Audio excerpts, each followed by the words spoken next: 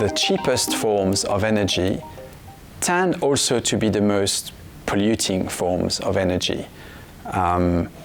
So if you take coal, for example, in electricity generation, coal is currently the cheapest way of generating electricity, but it's also one of the most polluting in terms of air quality, but certainly the most polluting in terms of CO2 emissions that contribute to global warming and climate change. So there's a trade-off here. Do you want to go for the cheapest possible way of generating the energy you need, or do you balance that with other objectives, and you may want to go for something slightly more expensive that will be also either slightly or perhaps significantly cleaner? And the extreme version of that is the emergence of those clean, renewable forms of energy, solar, wind, which for the most part and in most places are still very expensive compared to coal or even natural gas, especially coal. The price of the cost of renewable energy is coming down gradually, quite rapidly for solar energy, but the difference is still quite significant. So there's a role for policies here. If governments want to clean up, the energy mix, want to move towards a more sustainable energy economy, they have to accept that our societies will go for something more expensive that achieves that is cleaner and more environmentally effective than the cheapest form of energy available.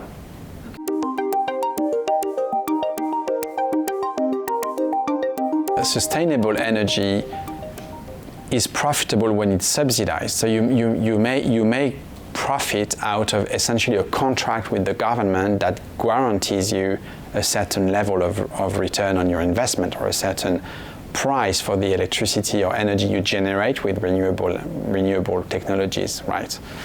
In most places in the world, you can't make a profit in the free market for energy with renewable technologies. Again, over time, that is bound to change. China has a huge energy consumption issue. Their drive into renewable energy is primarily driven by meeting their energy needs in a greener way, and especially in the future, addressing as far as they can, addressing the environmental impacts of their energy production and consumption. They have become a large exporter of solar panels. They might become an exporter of some technologies associated to wind power, but perhaps in the longer term future, they also might become an important player in the clean coal technology. So that's a market that, if the technology is proven, eventually may become a very large market, because that's a set of technologies that could make coal more compatible with addressing climate change in a world that will place a growing emphasis on reducing CO2 emissions. If those technologies to make coal compatible with that do succeed, then they will have a huge global markets. And China, I think, is investing in partnership with foreigners, but is investing very significantly in those technologies.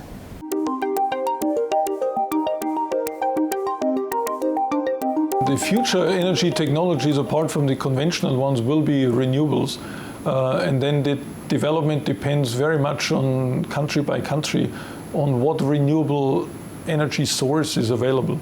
So if you have hydropower, for example, like one of the developing countries, Myanmar has ample possibilities to use hydropower. Hydropower is still today the least cost option for renewables. So if you have hydropower, you would go for hydropower. Wind is also cost competitive. Solar is in many countries where the irradiance is high enough, it's already cost competitive. So there are So the prices have come, the prices of renewable energy, electricity, also taking into account the long-term operation of solar panels, for example, of 25 years or more. Solar electricity and other renewables have come down to a level that they are cost competitive with conventional power generation. And that's why we see this global shift over the next few decades to renewables.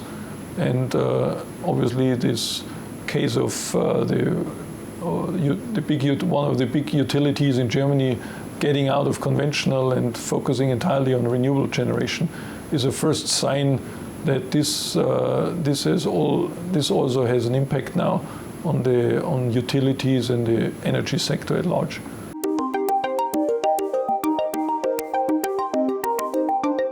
So Ceres is working along the entire value chain of solar photovoltaics, from material characterization to solar cell development, module development, all the way to systems and integration of PV into electric power grids. Given the space constraint, then we have to do a little bit out of the box thinking of where can we deploy solar in the first place. And for that, we are currently implementing test bedding for what we call floating PV systems, together with the PUB, the Public Utilities Board, and the EDB, in order to try out what will be the benefits and what will be the implications if we put solar photovoltaic systems on inland reservoirs. And this is there could be potential benefits because the water evaporates, and this evaporative cooling may have a positive effect on the solar system, which needs to be understood.